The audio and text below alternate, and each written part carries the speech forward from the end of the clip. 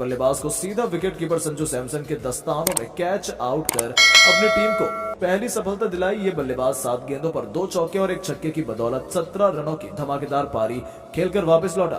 उनके आउट होने के बाद अब बल्लेबाजी करने वेस्टइंडीज के सबसे भरोसेमंद बल्लेबाज शाई होप उतर चुके थे।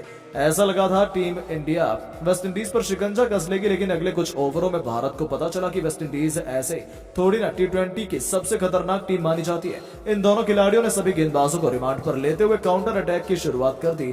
नतीजतन महज 5.3 ओवरों में वेस्टइंडीज 54 रनों तक पहुंच चुकी थी। भारतीय खेमा हैरान और परेशान था। तभी ओवर की चौथी गेंद पर अर्शदीप सिंह ने भी ब्रैंडन किंग को अपने जाल में फंसा लिया, जिनका हवा में उड़ते हुए सुपरमैन की तरह कुलदीप यादव ने कैच लपक कर टीम इंडिया को दूसरी सफलता दिलाई।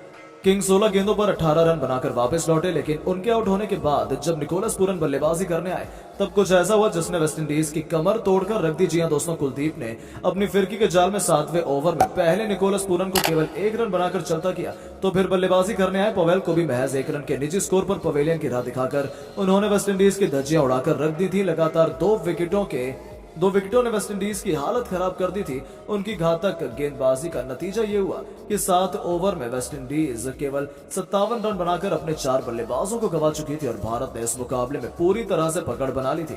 हालांकि सिमरन हेटमायर लोन वॉरियर की तरफ भारतीय टीम की नाक में दम किए हुए थे। साई होप के साथ मिलकर उन्होंने अपनी टीम को मुसीबतों के दलदल से निकाला और 12 ओवर में 100 रनों के पार पहुंचा दिया। हालांकि अर्धशतक पूरा करने से पहले 29 गेंद पर 45 रन बनाने वाले होप को युजवेंद्र चहल ने पवेलियन की राह दिखाई और इन दोनों के बीच एक बेहतरीन पार्टनरशिप का भी अंत हुआ। लेकिन टीम इंडिया की खुशियों को मातम में बदलते हुए हेटमायर ने महज 35 गेंदों पर अर्धशतक पूरा कर दिया। हालांकि उन्हें दूसरी तरफ से किसी का साथ नहीं मिल रहा था, लेकिन इस खिलाड़ी ने आखिरी ओवर तक डटकर गेंदबाजों की धुलाई करी। अंतिम ओवर में अर्शदीप ने उन्हें पवेलियन की राह दिखाई, लेकिन जाने से पहले हेटमायर ने 39 गेंदों पर 3 चौके और 4 छक्कों की मदद से 61 रन ठोक दिए थे। अंत में बल्लेबाजी करने आए ओडेन स्मिथ ने 12 गेंदों पर 1 छक्के की बदौलत 15 रन बनाकर वेस्टइंडीज को 20 ओवर में 178 रनों के सम्मानजनक स्कोर तक पहुंचाया। जहां टीम इंडिया के लिए अर्शदीप ने सबसे अधिक 3 विकेट चटकाए थे, तो कुलदीप को तो 2 सफलताएं हासिल हुई थी। उसके अलावा अक्षर पटेल, चहल और मुकेश कुमार को एक विकेट मिला। अब इस लक्ष्य का पीछा कर सीरीज को बराबरी पर लाने के लिए टीम इंडिया के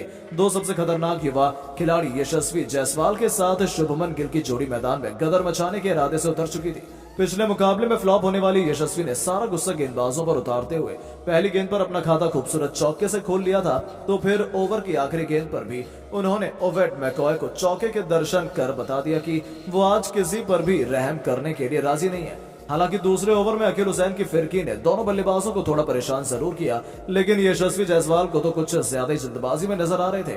ऐसा लग रहा था वो सिर पर कफन बांधकर उतरे हैं। और तीसरे ओवर में उनका सामना करने की गलती जब जैसन होल्डर ने करी, तब यशस्वी ने उनकी हालत बद से बदतर कर दी। आपको बता दें, होल्डन की पारी की गेंद पर यशस्वी ने खतरनाक चौके से उनका स्वागत किया था, तो फिर ओवर की आखिरी 2 गेंद पर मैदान में 2 कोनों पर यशस्वी ने 2 ऐसे खूबसूरत चौके लगाए जिन्हें देखकर वेस्टइंडीज के खेमे में उथल पुथल मच चुकी थी। वेस्टइंडीज को भी समझ में आ चुका था कि इन दोनों को रोक पाना आज बिल्कुल भी आसान नहीं होने वाला है। यहाँ तक कि दूसरी तरफ से शुभमन गिल भी केवल दर्शन बनकर यशस्वी की अद्भुत बल्लेबाजी का लुत्फ उठा रहे थे। भारतीय फैंस में जोश की एक नई लहर दौड़ गई थी, क्योंकि टीम इंडिया तूफानी रफ्तार से लक्ष्य की तरफ बढ़ रही थी। यशस्वी को तूफानी बल्लेबाजी करते देख गिल ने भी अपना गेयर में बदलाव किया। चौथे ओवर की 5वीं गेंद पर ओबेद मैकॉय के घमंड को चूर चूर करते हुए शुभमन गिल ने ऐसा छक्का लगाया जिसने वेस्टइंडीज के पसीने छुड़ा दिए थे। उनकी विध्वंसक बल्लेबाजी देखकर तो पूरा स्टेडियम खुशी से झूम रहा था, तो वहीं वेस्टइंडीज के पसीने छूट चुके थे, क्योंकि ये दोनों खिलाड़ी रुकने का नाम नहीं ले रहे थे।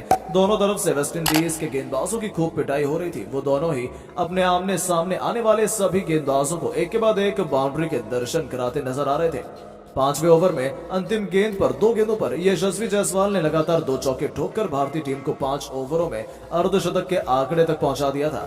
भारत की बड़ी आसानी से जीत की नींव बिछा दी गई थी। पावर प्ले के आखिरी ओवर में तो शुभमन गिल ने ओडेन स्मिथ का करियर समाप्त करने का मन बना लिया, जिनका पहली ही गेंद पर उन्होंने मैदान के बाहर गगनचुंबी छक्के से स्वागत किया। तो फिर चौथी गेंद पर अपने पुल शॉट का जादू दिखाते हुए फील्डर के ठीक ऊपर से एक और तूफानी छक्का बटोरकर उन्होंने वेस्टइंडीज की बची कुची हुई उम्मीदों को चकनाचूर कर दिया था।